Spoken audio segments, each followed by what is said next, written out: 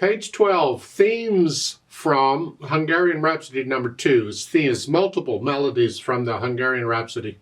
This piece, if you like to play fast, this is for you. It moves, but it's got to be accurate. So it's got to be your fast, not somebody else's fast. However, let's look it over. 2/4 time, 1 flat in the key signature. Now 1 flat is either F major or D minor. And which it is, well, look at the end. Where's the end? The end is the Fine at the bottom of page 12. It's here. The ending in F chord, I'm guessing this is an F major.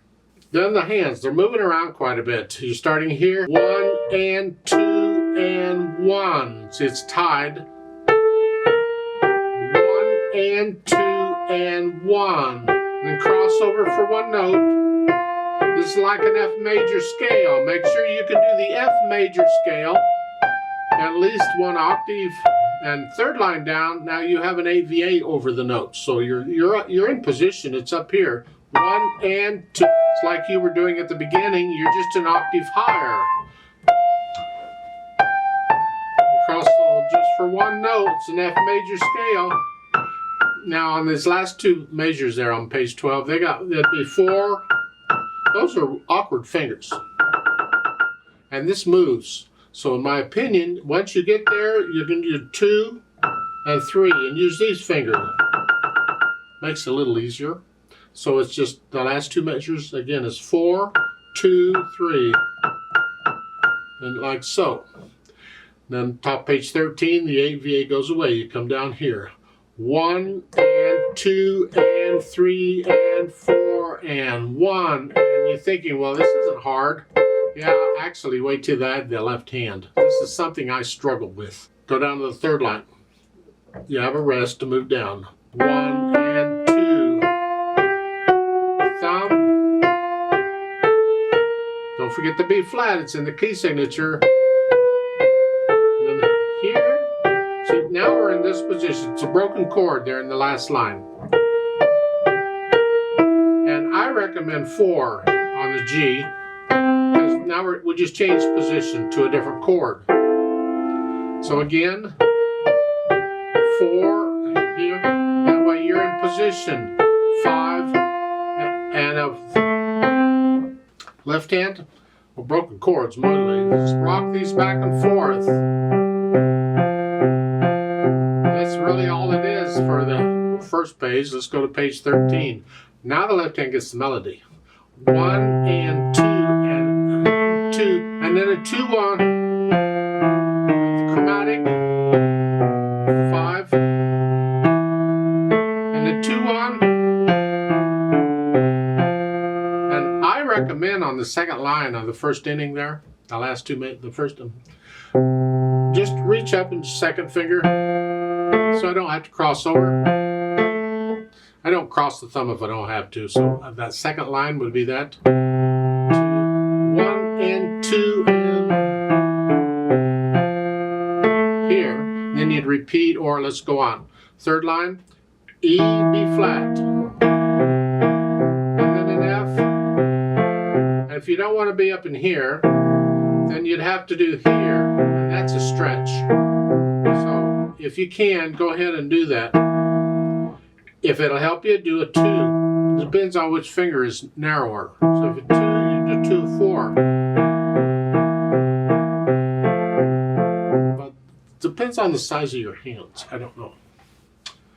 Put them together slowly. It's here, rest. Make sure you rest in the right hand there.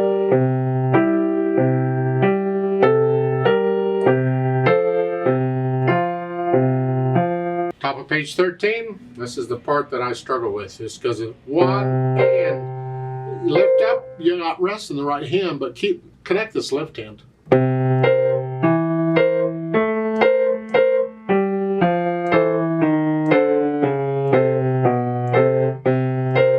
So that's where I struggle. I get it all confused. Just take it slow and easy.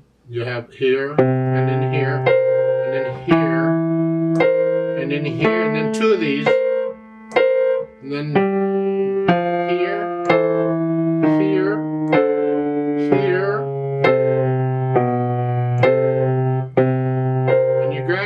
speed it up.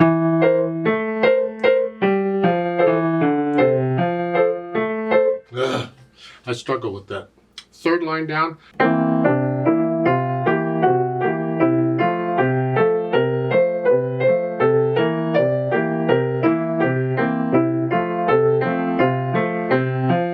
There's by itself. And that's sort of it. So you go through and put the hands together and then get rid of the hesitations so it's a steady beat all the way through. It can be slow right now, it's okay, but it's got to be steady. You can speed it up later. Then we deal with the articulation. We have a few accents and staccatos. Staccato. Not the left hand. The left hand you just rock it. I'm just rocking the hand back and forth.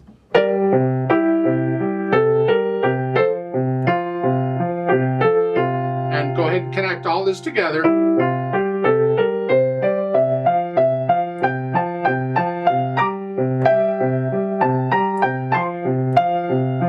Connect all that, and at the end of the page there on page 12, it's a staccato. Both hands.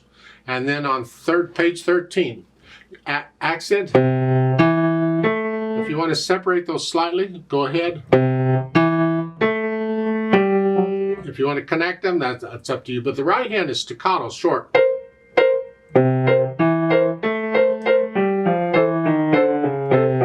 You get the idea? Slowly. You take it your speed, but that's the idea. And then third line down, it's all connected here. Except the last note's not. That's staccato. And that's sort of the articulation. Dynamics goes to the melody wherever it is. In the beginning, it's the right hand. These left hands got to be soft. The third line come down to soft and gradually go back up to loud, but takes so it's soft, a little louder, moderately loud, now loud. And the left hand stays in the background.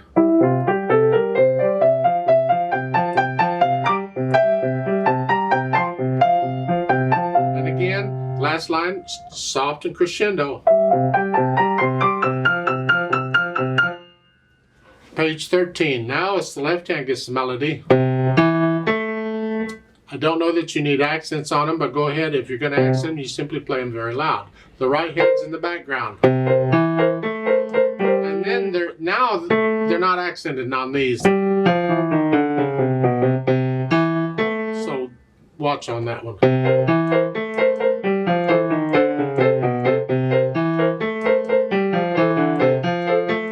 And then the third line down, moderately soft in the right hand, soft in the left. You're going to crescendo poco al poco there in the second measure. Means you're going to gradually get louder. It's the same thing as that big hairpin thing. You just gradually, and you get loud in the last line. So louder, louder.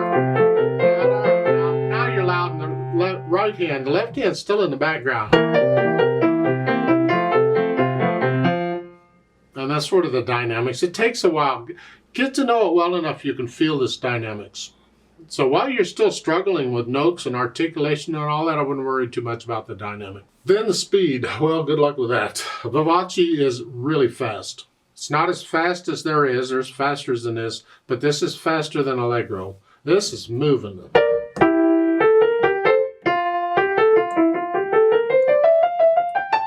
It's got to be your vivace, though, not mine or anybody else's. It has to be accurate. So pick the hardest part in here, the part you struggle with the most. How fast can you play that accurately? And that's how fast you can take the piece. Then we got all kinds of moving around and going whichever way. Look on page 13, second line, you got first and second endings. So there's a reverse repeat sign at the beginning of the line. You go back up and play those first two lines again. Take the second ending. Then you go down to the last two lines, and they're surrounded by repeat signs, so you're going to play those twice. Then the second time you play it, there's a DC al fine there that sends you back to the beginning. DC means go to the beginning. The fine is at the bottom of page 12, so you're going to go back and play page 12 again. I don't agree with the way they printed the music. I think at the bottom of page 12 where the fine is, instead of two little lines, it should be a thin and thick line because that's the end of a piece symbol. So I would take a pencil and widen out that second line so it's a thin and thick bar line.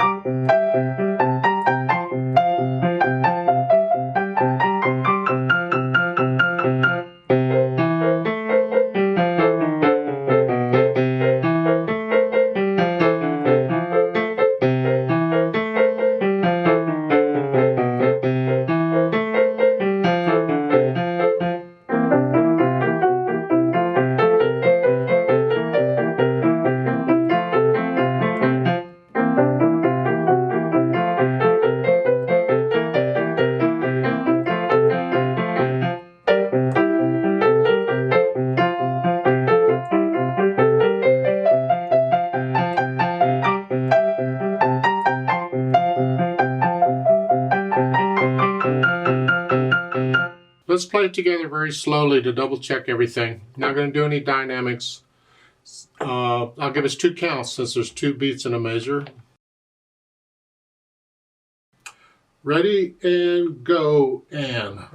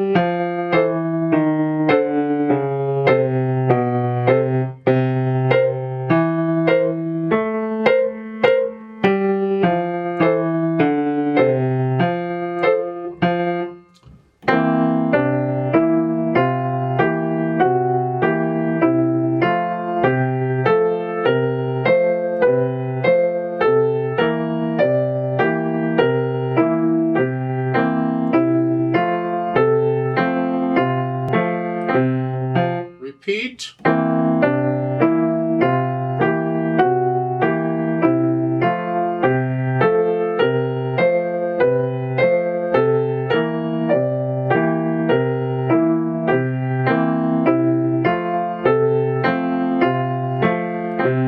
To the beginning.